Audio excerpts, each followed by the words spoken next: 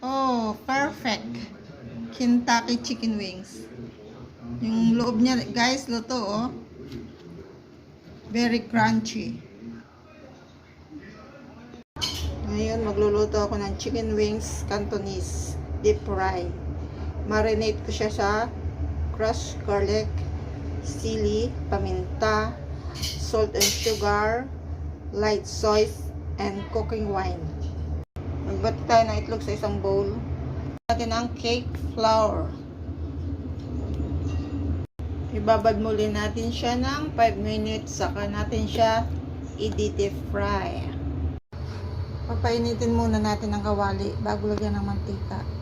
And then, medyo maraming mantika, guys. Painitin muli natin ang mantika. Mainit na, guys. Ilagay na natin ang manok. Ng apoy lang, ha. Ang bango niya, guys. Guys, bali-balik ta rin natin, ha, para hindi masunog yung kabilang party. Set aside muna natin.